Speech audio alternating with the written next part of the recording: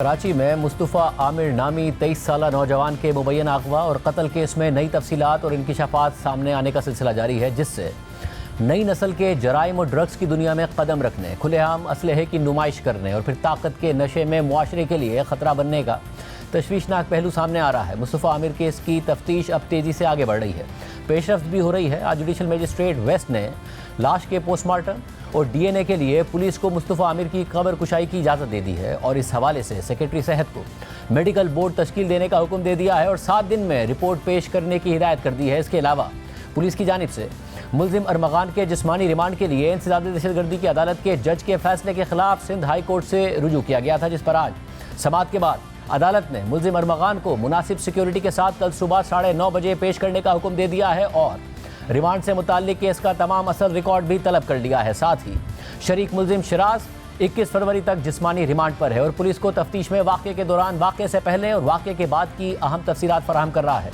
रोज़नामा जंग में साकिब सगीर और मतलूब हुसैन की खबर के मुताबिक मुल्जिम शिराज ने बताया है कि 6 जनवरी की रात अरमगान के बंगले पर मुस्तफ़ा और अरमगान बात कर रहे थे कि अरमगान गुस्से में आ गया और एक रॉड से मुस्तफ़ा को मारा। रॉड लगने से मुस्तफ़ा ज़ख्मी हो गया।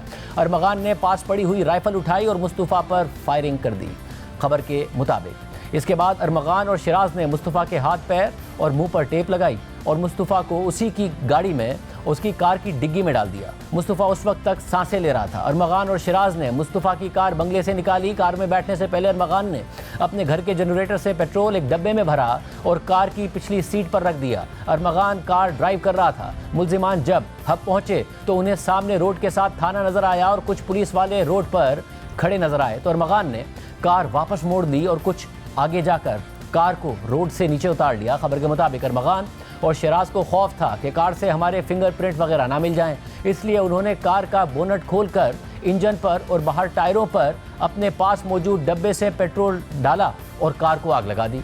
मुल्जिम के बयान के मुताबिक कार को आग लगाकर वो पैदल वापस कराची की तरफ चल पड़े। रात को उस रोड पर कोई ट्रैफिक नहीं था। दोनों 3 घंटे तक पैदल चलते रहे। उनको पेट्रोल पंप पर एक होटल नजर आया। दोनों ने होटल से खाना खाया। होटल वालों ने उनको बताया कि सुबह 8 बजे एक बस कराची जाती है। ये दोनों होटल के साथ बनी हुई मस्जिद में सो गए। सुबह बस नहीं आई तो इन लोगों ने एक सुजुकी वाले को 2000 रुपये दिए। सुजुकी वाले ने उन्हें कराची में 4K चुरंगी पर उतारा, जिसके बाद मुल्जिम अरमगान और शिराज रिक्शा और ऑनलाइन टैक्सी सर्विस के जरिए घर पहुंच गए। पुलिस के मुताबिक मुस्तफ़ा को गाड़ी समेत जलाने के वाक़े के अगले दिन अरमगान बजरिया जहाज इस्लामाबाद पहुंचा और फिर वहां से स्कर्दू चला गया। इसके बाद मुल्जिम शिराज भी कराची से पहले लाहौर पहुंचा और वहां से इस्लामाबाद और फिर स्कर्दू चला गया। पुलिस के मुताबिक ये दोनों मुल्जिमान स्कर्दू में रहकर कराची की खबरें लेते रहे कि आया उन पर कोई शक तो नहीं किया जा रहा। 28 जनवरी को शिराज कराची पहुंचा और अरमगान को वापस आने के लिए कहा, जिसके बाद 5 फरवरी को अरमगान भी वापस कराची पहुंच गया। इस दौरान 8 फरवरी को पुलिस ने डिफेंस में अरमगान के बंगले पर छापा मारा तो उसने पुलिस पर ही फायरिंग कर दी और DSP और एक अहलकार को जख्मी कर दिया। ताहम पुलिस ने उसे गिरफ्तार कर लिया। फिर बाद में वफाकी इदारे और CPLC ने अरमगान के दोनों मुलाजमीन की निशानदही पर पहले शरीक मुल्जिम शिराज के भाई को हिरासत में ले लिया और शिराज के भाई की निशानदही पर खुद शिराज को गुलिस्तान जौहर से गिरफ्तार कर लिया और फिर शिराज ने पुलिस के सामने सारी तफसीलात बयान कर दी और उसी की निशानदही पर पुलिस ने जब तफ्तीश आगे बढ़ाई तो उन्हें पता चला कि बलूचिस्तान पुलिस को हब में जली हुई गाड़ी और लाश मिली तो उन्होंने ईदी के हवाले कर दी और फिर ईदी के रजाकारों ने लाश को लावारिस के तौर पर दफन कर दिया और आज पुलिस को अदालत की जानिब से कब्र कुशाई की इजाज़त मिल गई है, जिसके बाद कई सवालों के वाज़ेह जवाब मिलने की तवक्को है। लेकिन इस केस की इब्तिदाई तफ्तीश के दौरान पुलिस के रवैये पर सवालात उठाए गए थे। जज सैयद जाकिर हुसैन के रवैये पर सवालात उठे, जिसने मुल्जिम का रिमांड नहीं दिया और उल्टा पुलिस पर ही सवालात उठा दिए।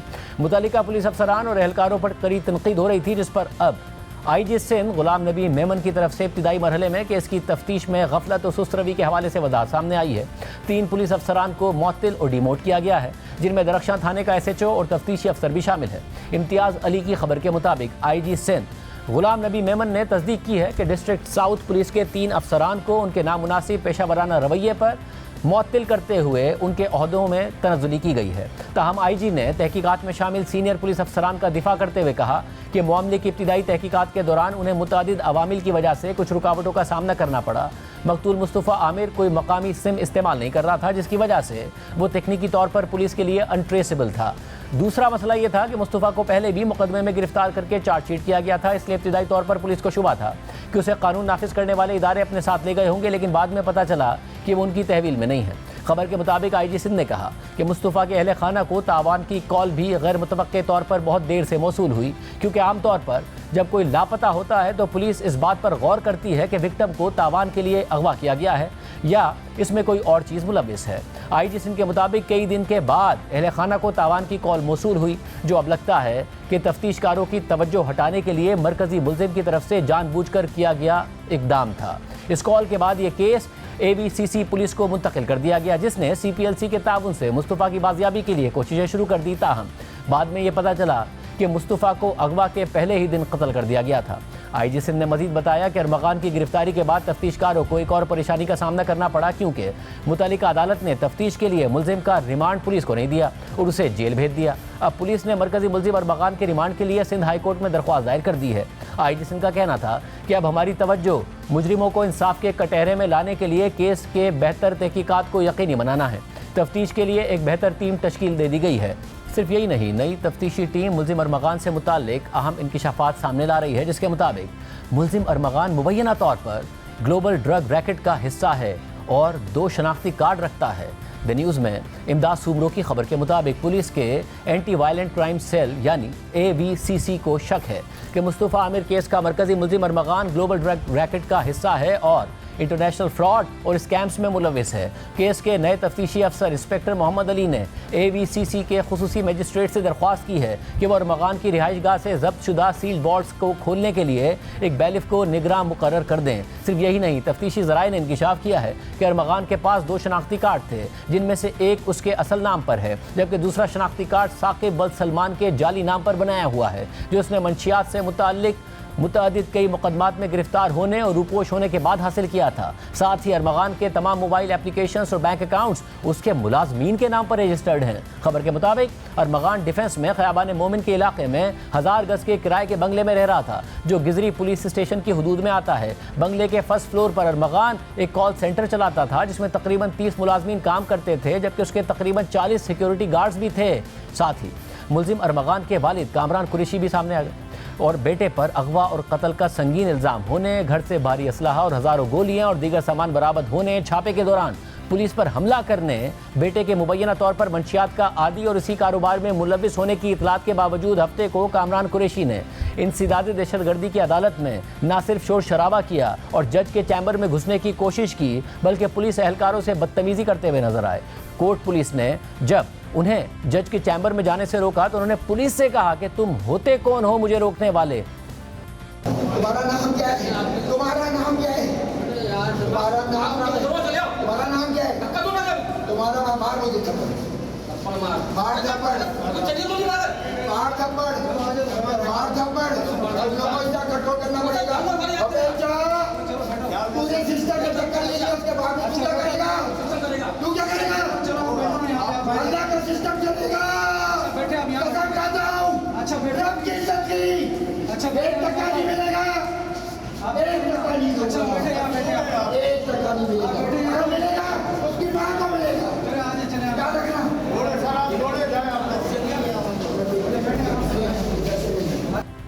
इसके अलावा जियो न्यूज़ के नुमाइंदे काशिफ मुश्ताक ने मुल्जिम अरमगान के डिफेंस में बंगले पर जाकर अहम तफसीलात अवाम के सामने रखी। बिल्कुल, मुस्तफ़ा कत्ल केस के हवाले से मुख्तलिफ पहलुओं से पुलिस की जानिब से तफ्तीश जारी है। अरमगान के घर के बाहर इस वक्त हम मौजूद हैं। पुलिस की जानिब से खयाबान मोमिन में जब छापामार कार्रवाई की गई और फायरिंग का तबादला हुआ तो इसी घर में वो हुआ था। सबसे पहले हम आपको दिखाएं कि घर का जो मेन गेट है वहाँ जो है वो ऑटोमेटिक डोर सिस्टम जो है वो लगाया गया है और ऑटोमेटिक डोर सिस्टम के तहत ही कोई अंदर आ सकता है। पुलिस की जानिब से जब अंदर आने की कोशिश की गई थी तो इस घर के अंदर से जो है वो फायरिंग की गई, जिसकी जवाबी फायरिंग में जो है वो पुलिस की जानिब से एक मुल्जिम को गिरफ्तार किया गया। ताहम अब हम मजीद आगे चलते हैं और गाड़ियों की सिचुएशन भी दिखाते हैं कि यहाँ महंगी तरीन गाड़ियाँ मौजूद हैं और इन गाड़ियों के जो शीशा है वो भी ब्रेक हुआ है। आपको दिखाए मेरे कैमरामैन अगर, तो ये देख सकते हैं आपके यहाँ से ये गाड़ी का शीशा जो है वो ब्रेक है मुकम्मल तौर पर और साथ साथ एक और महंगी गाड़ी भी यहाँ मौजूद है। पुलिस की जानिब से ये कहा गया कि जो इसका फर्स्ट फ्लोर है वहाँ एक सॉफ्टवेयर हाउस मौजूद है, वहाँ से तमाम तर शवाहिद इकट्ठे किए गए हैं। हम कोशिश ये करेंगे कि इस घर के फर्स्ट फ्लोर पर भी जाएँ और वहाँ से भी आपको तमाम तर सूरत हाल दिखाएं कि अंदर क्या सिचुएशन है, तो आए हमारे साथ। सबसे पहले मैं अपने कैमरामैन से कहूँगा कि आपको वॉक थ्रू गेट दिखाएं कि यहाँ बाकायदा ऊपर आने के लिए वॉक थ्रू गेट जो है वो नस्ब किया गया था। पूरा प्रॉपर सॉफ्टवेयर हाउस यहाँ मौजूद है। मेरे कैमरामैन अगर दिखाएं तो ये तमाम तर वो रूम है, देख सकते हैं आपके तमाम तर जो LCDs हैं वो भी यहाँ निकाली गई और तमाम तर सामान इस वक्त यहाँ बिखरा हुआ पड़ा हुआ है। इस कमरे के अंदर इस वक्त हम जहाँ मौजूद हैं, आप ये देख सकते हैं कि हॉल के अंदर बाकायदा फायर के निशान हैं। ये एक फायर का निशान वो सामने आपको नज़र आ रहा होगा, साथ साथ दूसरा एक और फायर आपको दिखाएं, इस जानिब भी जो है वो ये फायर के निशान आपको नज़र आ रहे होंगे कि यहाँ भी जो है ये फायर के निशान मौजूद हैं। जो कारपेट यहाँ मुकम्मल तौर पर पिछा हुआ है, इस कारपेट से जो है वो सैंपल लिए गए और मुस्तफ़ा का जो वालदा हैं उनसे जो है वो मैच किए गए। तो आप ये देख सकते हैं कि जो DNA रिपोर्ट है उसमें भी ये मेंशन किया हुआ है कि 1, 2, 3 और 4 जगह से जो है वो ये तमाम तर सैंपल इकट्ठे किए गए। तमाम तर यहाँ जो लैपटॉप्स पड़े हुए थे वो उठाए गए यहाँ से, और उठाने के बाद पुलिस की नफरी यहाँ से गई है और मुलजिम को अपने हिरासत में लिया है। तो इस वक्त हम खयाबान मोमिन से आपको तमाम तर सूरत हाल से आगाह कर रहे थे और बता रहे थे कि कैसे जो है वो मुलजिम को यहाँ से गिरफ्तार किया गया और अब तफ्तीश आगे कहाँ तक जाएगी। इस हवाले से मज़ीद बात करने के लिए खुद काशिफ मुश्ताक ही हमारे साथ मौजूद है। काशिफ, बहुत शुक्रिया शो में ज्वाइन करने के लिए। काशिफ, एक गाड़ी जाती है कराची से, लाश है उसमें, बलूचिस्तान जाना, फिर वहाँ पर उसको जला दिया जाना, फिर वहाँ की पुलिस लाश को हवाले कर दे ईदी के, कोई कोऑर्डिनेशन नहीं हुई, इतने अरसे तक पता नहीं चल सका। ये क्या हुआ, क्या है, क्या आपकी तहकीकात बता रही हैं? शादेब, बहुत शुक्रिया। देखें, हम इस स्टोरी को जो है वो फॉलो करना शुरू किया 6 जनवरी को इसका जो है वो मुकदमा दर्ज होता है और उसके बाद से ये तमाम तर चीज़ें हो रही हैं और AVCC को ट्रांसफ़र हो रही है। लेकिन आपने प्रोग्राम में भी ये बताया कि ये लोग वहाँ से वापस कैसे आए, लेकिन ये भी बहुत ज़्यादा इंपॉर्टेंट पॉइंट है कि ये यहाँ से गए कैसे थे। आपको बताएं कि खयाबान मोमिन से जब मुस्तफ़ा को लेकर ये गाड़ी की डिग्गी में इन्होंने डाला और यहाँ से ये निकले, तो हमारी सोर्सेस ये बताती हैं कि पुलिस की जानिब से अब इसका रूट प्लान जो है वो हासिल किया गया है और रूट प्लान में जो है ये बताया गया है कि बलोच कॉलोनी का इन्होंने रास्ता इख्तियार किया और वहाँ से होते हुए पहले ये शारा फैसल गए हैं और उसके बाद अल आसिफ स्क्वायर से होते हुए टोल प्लाजा पहुंचे हैं कराची के सुपर हाईवे पे। एक और बात आपको हम यहाँ बताएं जो हमारी सोर्स कंफर्म करती है कि टोल प्लाजा पे S4 मनसूबा जो IG सिंध की जानिब से ये अहकाम जारी किए गए थे कि शहर के दाखिली और खारजी रास्तों पर यह मनसूबा होना चाहिए और उसमें जो फेस रिकगनाइज सिस्टम है वो इंस्टॉल्ड है। तो बताया जा रहा है ज़राए की जानिब से कि इन दोनों की, अरगुमान की और इसके साथ जो इसका दोस्त शिराज मौजूद था, इन दोनों की वाज़ेह तस्वीर जो है वो सिस्टम में आई हैं। उसके बावजूद वहाँ इनको नहीं रोका गया और आपको बताएं कि जब ये यहाँ से निकली है तो एक टेंटेड गाड़ी डिफेंस के इलाके से निकलती है, कराची के मुख्तलिफ इलाकों से, मेन चौराहों से होते हुए टोल प्लाजा तक पहुँचती है। उसके ऊपर कोई नंबर प्लेट नहीं लगाई हुई होती है और फिर यहाँ से ये हब चौकी का रास्ता इख्तियार करते हैं और हमदर्द यूनिवर्सिटी से होते हुए हब चौकी पहुँचते।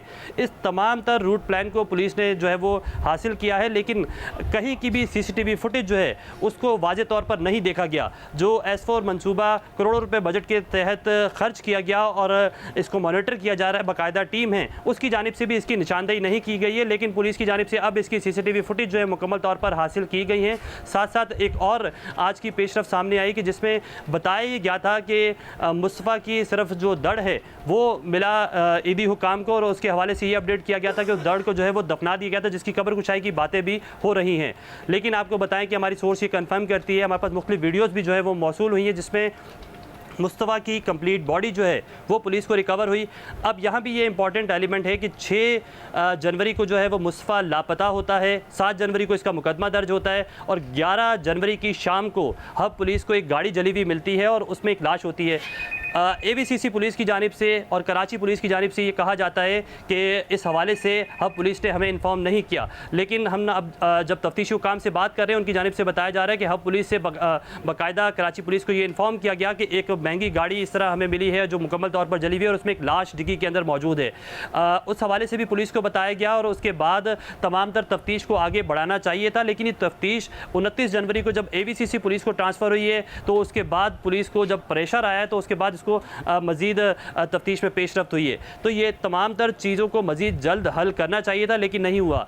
साथ साथ आपको बताएं कि कराची में जिस बंगले का आपने जिक्र किया कि जहाँ खयाबान मोमिन में मैं भी गया और मैंने देखा, तो ये बंगला एक मुकम्मल तौर पर ऐसा सील नज़र आ रहा था, जगह जगह ग्रिल ऐसी लगी हुई थी और ऐसी चीज़ें इस पर नस्ब की गई थी कि कोई भी शख्स अगर इस बंगले के अंदर दाखिल होता है तो वो बगैर बंगले के मालिक की इजाज़त के बगैर वापस बाहर नहीं निकल सकता है। हमने देखा कि जगह जगह वॉक थ्रू गेट लगाए हुए 35 के करीब ना सिर्फ गार्ड मौजूद थे बल्कि उनकी चारपाइयाँ और रहने का पूरा इंतजाम इस बंगले के अंदर ही जो किया हुआ था। जो मेन डोर है इसका वो भी मुकम्मल तौर पर हमें इस तरह का नजर आया और जदीद CCTV कैमरे ना सिर्फ बंगले के बाहर बल्कि अंदर भी जो है वो तमाम तर चीज़ें नस्ब की गई थी।